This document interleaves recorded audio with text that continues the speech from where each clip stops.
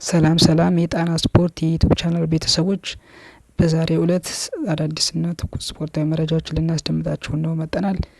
ከሀገር ውስጥ የኢትዮጵያ ዋንጫ ተደርጓል። እንዲሁም የኢትዮጵያ ፕሪሚየር ሊግ 6ኛ ሳምንት መርሃ ግብር አለ። እሱንም የምንጠቁማችሁ ይሆናል። እንዲሁም በዕለተ እሁድ አንድ ተስተካካይ ጨዋታ ተደርጎ ነበር። ቅዱስ ጊዮርጊስ ከኢትዮጵያ መድን ተጫውቶ ቅዱስ ጊዮርጊስ አሸንፏል ማለት ነው።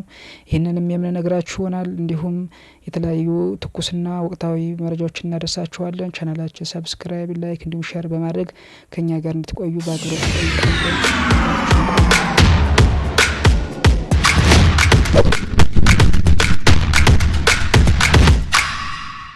ተመልሰናል። የተከበራችሁ የዩቲዩብ ቻናል ቤተሰቦች በድጋሚ ከኛ ጋር ስለሆናችሁ እጅግ አድርገን እናመሰግናለን።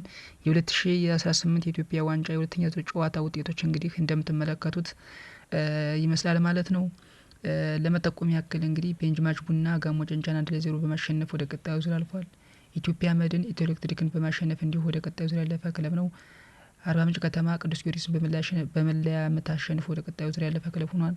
ወልዋሎ ዓዲግራት ዩኒቨርሲቲ ወላይታ ዲቻን አሸንፎ ወደ ቀጣዩ ዙር አልፏል ማለት ነው። መቻል መድረገነት ሽረን፣ መቀለ ሰባ እንደርታ ፋሲል ከነማን፣ ነገሌ አርሲ ሀዲያ ሆሳዕናን፣ ቦዲቲ ከተማ ሀላባ ከተማን፣ አቃቂ ቃሊቲ ሀረር ከተማን፣ እንዲሁም ድሬዳዋ ከተማ ሀዋሳ ከተማን፣ ባህር ዳር ከተማ ሸገር ከተማን፣ ደብረ ብርሃን ከተማ አዲስ ክፍለ ከተማን፣ ኤካ ክፍለ ከተማን፣ ኢትዮጵያ ንግድ ባንክ እና ሲዳማ ቡና አሸንፏል።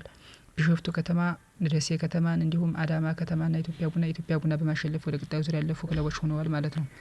በኢትዮጵያ ፕሪሚየር ሊግ አንድ ተስተካካይ ጨዋታ ነበረ።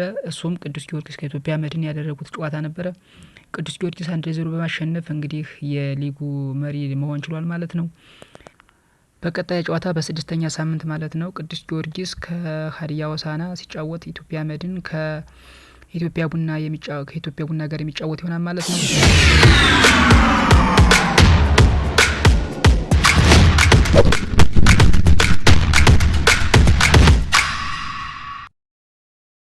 ሲቢኢ የኢትዮጵያ ፕሪሚየር ሊግ ከዋንጫ መልስ በ6ኛ ሳምንት ወደ ውድድር ይመለሳል ማለት ነው። በ6ኛ ሳምንት በመጀመሪያ ቀን ጨዋታ ሐሙስ ዕለት ማለት ነው 2 ጨዋታ ሲደረግ ሲዳማ ቡና ከመቀለ ሰባ እንደርታ፣ ነገሌ አርሲ ከአዳማ ከተማ 9 ሰዓትና 10 ሰዓት ይደረጋል ማለት ነው። በዕለተ አርብ እንዲሁ 4 ጨዋታዎች ሲደረጉ ወልዋሎ ዓዲግራት ዩኒቨርሲቲ ከሀዋሳ ከተማ፣ ኢትዮጵያ ቡና ከኢትዮጵያ መድን፣ ኢትዮጵያ ንግድ ባንክ ከወላይታ ዲቻ፣ ቅዱስ ጊዮርጊስ ከሀዲያ ሆሳዕና ጋር ይጫወታሉ ማለት ነው። እንዲሁ ጨዋታው ቀጥሎ ሲካሄድ በዕለተ ቅዳሜ እንዲሁ 4 ጨዋታዎች ይደረጋሉ ማለት ነው።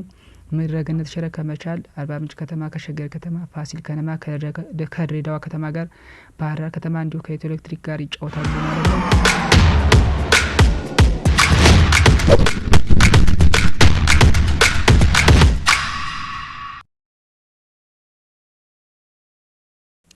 ሲቢኢ የኢትዮጵያ ፕሪሚየር ሊግ የደረጃን ሰንጠረዥ ስንመለከት ሲዳማ ቡናና ቅዱስ ጊዮርጊስ በ12 ነጥብ አንደኛና ሁለተኛ ደረጃ ተቀምጠዋል።